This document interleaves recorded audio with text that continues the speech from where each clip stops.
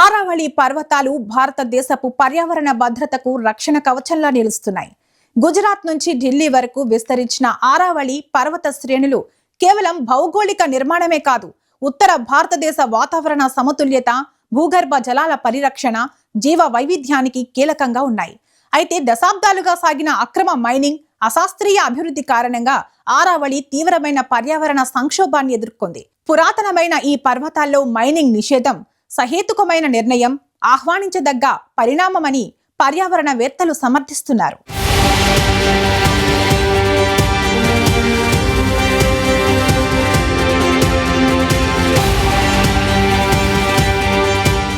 ఆరావళి పర్వత శ్రేణి థార్ ఎడారికి సహజ అడ్డుకట్టలా నిలిచింది. పశ్చిమం నుంచి వీచే ఎడారి గాలులు తూర్పు భారతావనికి విస్తరించకుండా ఈ పర్వతాలు అడ్డుకుంటాయి. రాజస్థాన్, హర్యానా ప్రాంతాల్లో భూగర్భ జలాలను ఒడిసిపట్టి నిల్వ ఉంచడంలో ఆరావళి పర్వతాలు కీలకంగా పనిచేస్తున్నాయి. ఇక్కడి అడవులు చిరుతలు, నక్కలు, జింకలు, పక్షులు వంటి అనేక జీవజాతులకు ఆవాసంగా ఉన్నాయి. ఆరావళి పర్వత శ్రేణుల్లో మైనింగ్ అంటే ఒక జీవన వ్యవస్థను కూల్చివేయడమే. ఆరావళికి ముప్పు ఏర్పడితే రాజధాని ఢిల్లీతో పాటు భారతదేశంలోని మిగతా ప్రాంతాల్లో జీవన విధానమే మారుతుందని पर्यावरणवेत्तलू हेच्चरिस्तुन्नारु। अरावली न कोई राजस्थान की बाकी पूरे देश की दिलों की धड़कन है।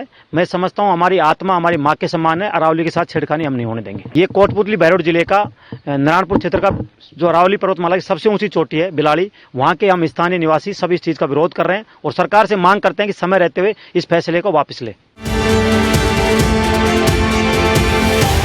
800 కిలోమీటర్ల పొడవున విస్తరించిన ఆరావళి పర్వత శ్రేణుల్లో 1990ల నుంచే లైమ్ స్టోన్, మార్బుల్, ఇతర ఖనిజాల కోసం విస్తృతంగా మైనింగ్ జరుగుతోంది. అనేక చోట్ల అక్రమంగా పర్యావరణ అనుమతులు లేకుండానే సాగుతోంది. ఫలితంగా కొండలు తరిగిపోయాయి, అడవులు నశించాయి, భూగర్భ జలాలు అడుగంటాయి. హర్యానాలోని ఫరీదాబాద్, గురుగ్రామ్ ప్రాంతాల్లో నీటి కొరత తీవ్రమైంది. దుమ్ము, కాలుష్యం పెరిగి స్థానిక ప్రజల ఆరోగ్యంపై దుష్ప్రభావం పడింది. అభివృద్ధి పేరుతో జరిగిన ఈ మైనింగ్ వాస్తవానికి దీర్ఘకాలిక విధ్వంసానికి దారితీసింది.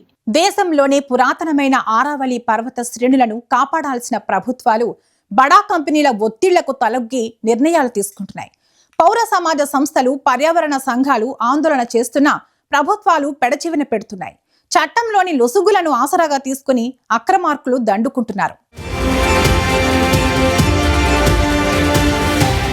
ఆరావళి పరిరక్షణ కోసం పర్యావరణ కార్యకర్తలు కోర్టులను ఆశ్రయించి మైనింగ్ వల్ల కలిగే నష్టాలను ఆధారాలతో నిరూపించారు. ఈ పోరాటాల ఫలితంగా సుప్రీంకోర్టు, నేషనల్ గ్రీన్ ట్రిబ్యునల్ కీలక తీర్పులిచ్చాయి. ముఖ్యంగా 2009లో సుప్రీంకోర్టు హర్యానా, రాజస్థాన్ ప్రాంతాల్లో హద్దుల్లేని మైనింగ్స్ పై తీవ్ర వ్యాఖ్యలు చేసింది. పర్యావరణవేత్తలు, పౌర సమాజ సంస్థలు, స్థానిక ప్రజలు కీలక పాత్ర పోషించారు. సేవ్ ఆరావళి, आरावली बचावो वंटी उद्यमालू देशव्याप्तंगा अंदरिनी आकर्षिंचाई। जो सुप्रीम कोर्ट का फैसला आया था अरावली खनन के चक्कर में 100 मीटर से नीचे की पहाड़ियां जो कि हटाने, तो सुप्रीम कोर्ट से आदेश जो आया उसके हम विरोध हैं। जो भी आदेश दिया उसको वापस लिया जाए और जो अरावली पहाड़ है ये हमारी रीढ़ की हड्डी है, इसी से हमारा पालन पोषण भी होता है, पशुओं का भी चारा होता है, जो भी कुछ होता है जो हमारा यहीं से होता है, इसी के पीछे हमारा जीवन निर्धारित है।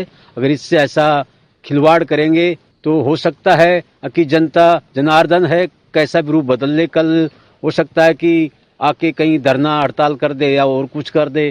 ఆరావళిలో మైనింగ్ నిషేధం గొప్ప పర్యావరణ విజయం. ఆరావళి మరింత నాశనం కాకుండా అడ్డుకుంది. అయితే నిషేధం ఉన్నప్పటికీ భూ ఉపయోగ మార్పులు, రియల్ ఎస్టేట్ అభివృద్ధి, రహదారుల నిర్మాణం వంటి రూపాల్లో ముప్పు మొదలైంది. ప్రభుత్వ విధానాల్లో స్పష్టత లేకపోవడం వల్ల నాన్ ఫారెస్ట్ యాక్టివిటీ పేరుతో ఆరావళి భూములను ఇతరత్ర వినియోగానికి మార్చే ప్రయత్నాలు జరుగుతున్నాయి. ఇవన్నీ నిషేధ లక్ష్యాలకు విరుద్ధంగా కొనసాగుతున్న చర్యలని హక్కుల సంఘాలు ప్రతిఘటించాయి. देखिए जो अरावली का दायरा घटा करके सिर्फ 100 मीटर से ऊपर का इन्होंने कर दिया, बहुत बड़ा घोटाला है। देश के पर्यावरण के साथ बहुत बड़ा षड्यंत्र है और निश्चित तौर पे ये राजनीतिक मुद्दा नहीं है अरावली बचाओ। ये अरावली बचाओ हमारे जीवन बचाने का मुद्दा है, राजस्थान की सांसें बचाने का मुद्दा है, देश को एक नई लाइफ लाइन जो मिली हुई है अरावली से उसको बचाने का मुद्दा है। इसके लिए हमें जान भी देनी पड़े, हमारे सर कटाने पड़े तो हम लोग तैयार हैं। ఆరావళిలో మైనింగ్ నిషేధం విధించి చేతులు దులుపుకుంటే సరిపోదు. దీర్ఘకాలిక రక్షణ చర్యలు చేపడితేనే సార్థకత ఉంటుంది.